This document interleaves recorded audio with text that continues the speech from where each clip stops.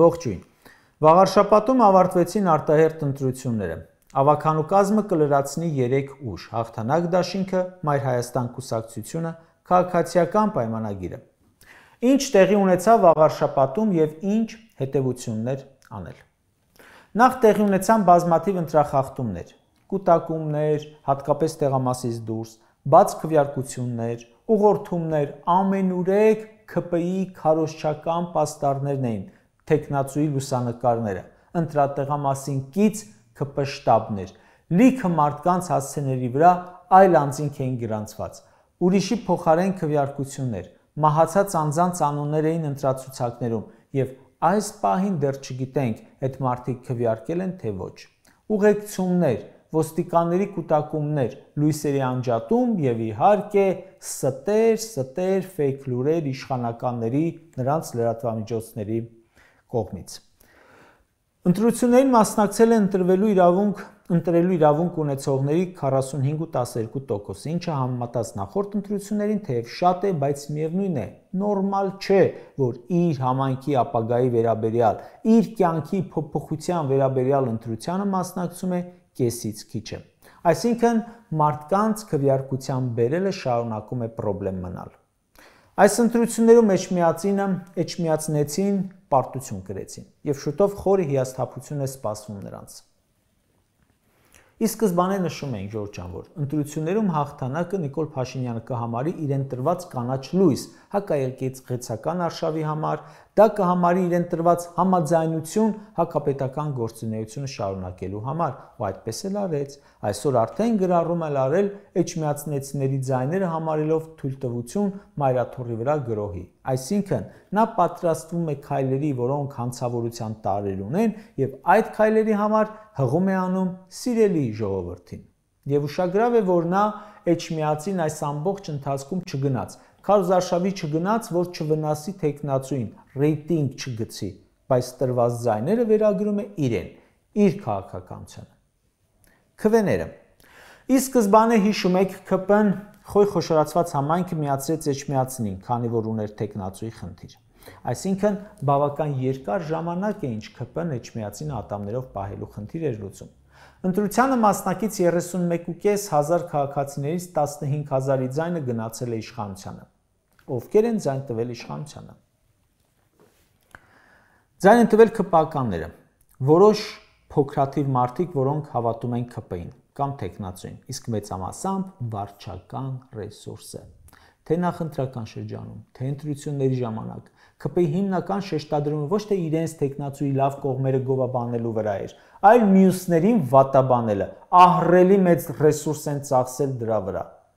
Թիմ ընտրություններում վարչական ռեսուրսը կարող էր աշխատել անգամ Նիկոլի պարագայում, նրանից զզված լինելով հանդերձ, միևնույն է, ընտրատեղամաս գնացող պետական հիմնարկի աշխատողը գիտի, որ իր այս ձայնով երկրի իշխանություն չի փոխվելու, այլ միայն քաղաքի իշխանություն կարող է փոխվել, ու դա նրան կաշկանդում էր, պատրաստ չէր գնալ ռիսկի։ Երեք գիշերվանից ինքնագոհ գրառումներ էին արել նախարարները, մարզպետները, քաղաքապետերը ՔՊ-ական, որոնք 3 ամբողջ օրը վեր էին ընկել ՔՊ շտաբում։ Այս ընտրություններում հաղթել է մարզպետի պաշտոնը, հաղթել է նախարարի պաշտոնը, հաղթել է դպրոցի տնօրենի պաշտոնը, այն մանկապարտեզի տնօրենի պաշտոնն է հաղթել, որ ասում էր մինչև ժամը 2-ը գնացեք ընտրության ու ինձ զեկուցեք։ Իրենք են հաղթել այս ընտրություններում, հաղթել է վարչական ռեսուրսը։ Սա նշանակում է, որ վաղ եթե Նիկոլ Փաշինյանը իշխանազրկվի ու մեր երկրում լինի ոչ թե գյուղապետի, այլ համապետական ընտրություն, անգամ խորհրդարան չեն անցնի 17 թվականի ընտրությունների հաղթած ուժը մի տարի հետո ազգային ժողով չմտավ։ Դա է լինելու ՔՊ-ի պարագայում եւս իշխանությունից զրկվել է այդպիսի բան է։ Չի կարող ընդամենը 1200-1500 հոգանոց հանրահավաք անես, այն էլ տարբեր տեղերից կցած մարդկանցով, բայց հավաքես 48% ձայն։ Էկրանին երկու լուսանկար է։ Մեկը ՔՊ-ի հանրահավաքն է վաղարշաբաթի կենտրոնում ուրբաթ օրը, որտեղ վարչական ռեսուրսով հավաքել էին 1200 մարդ, այն էլ մարզպետներով, քաղաքապետերով, ամեն մեկը մի ավտոբուս ժողովրդով։ Մյուս լուսանկարը արվել է Կիրակի օրը, երբ Փաշինյանը Վայոց ձորի Խաչի գյուղի Սուրբ Աստվածածին եկեղեցում մասնակցում էր պատարագին։ Այդտեղ էր հավաքվել մոտ 5-600 հազիվ մարդ։ Էսա սրա ռեսուրսը։ Այո, դեռևս կարողանում է հավաքել ձայներ, բայց արդեն նշեցինք, թե մինչև երբ կարող է հավաքել։ Ընդդիմության ձայների մասին։ Մասնակցում էր այս ընտրություններին 8 ուժ, որոնցից 2-ը իշխանական էին, 1-ը իշխանության աջակից, 1-ը անիմաստ մի բան, իսկ 4-ը ընդդիմադիր էին։ Ամենաշատ ձայն հավաքել է ընդդիմությունից Սևակ Խաչատրյանը, հաղթանակ դաշինքով, տանելով շուրջ 32% կամ 10,000 ձայն։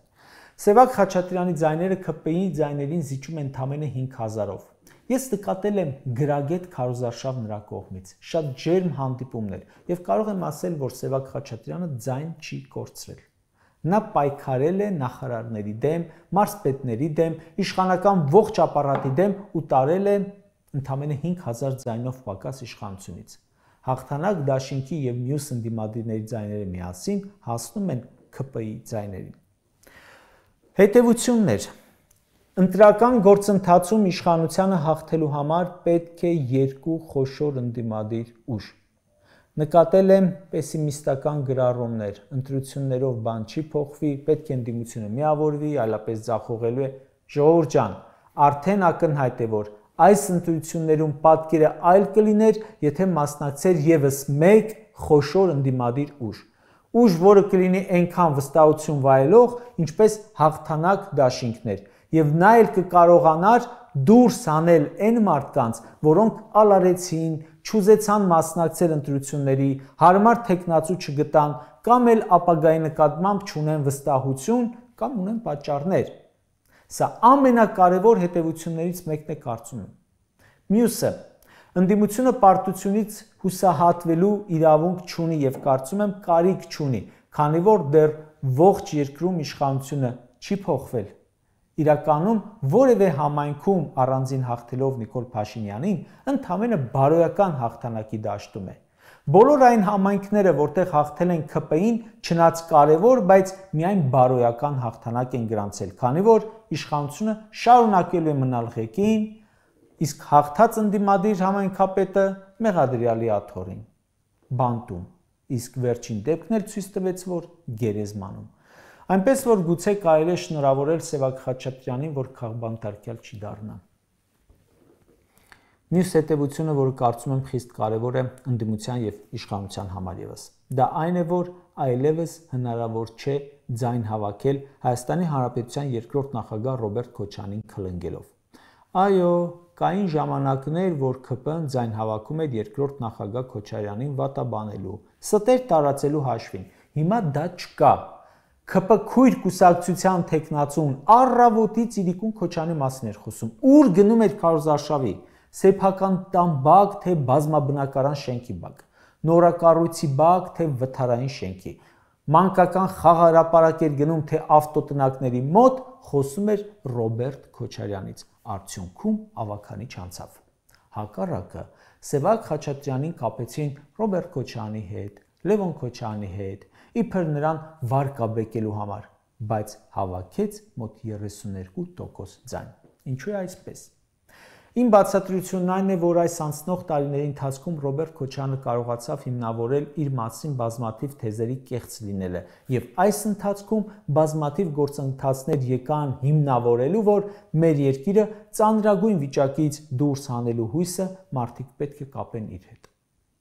Գյումրիում Ռոբերտ Քոչարյանի հետ էին կապում Վարդան Ղուկասյանին, եւ Վարդան Ղուկասյանը հաղթեց։ Իսկ Էջմիածնու մի դեպ Սևակ Խաչատրյանը շատ ավելի շատ ձայն է տարել, քան ընտրված համայնքապետ Վարդան Ղուկասյանը Գյումրիում։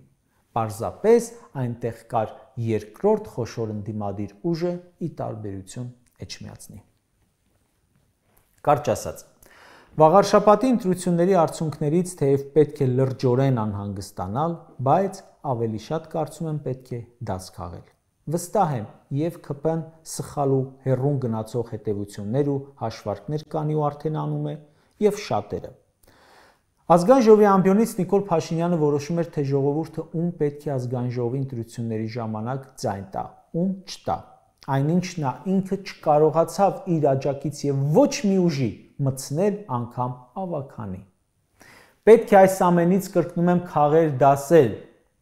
անել հետևություններ եւ ճիշտ հաշվարկներ, եւ ՔՊԻ-ն մեր երկրի հասարակական քաղաքական կյանքից հնարավոր կլինի դուրս շպրտել առավելագույնը 7 ամսից։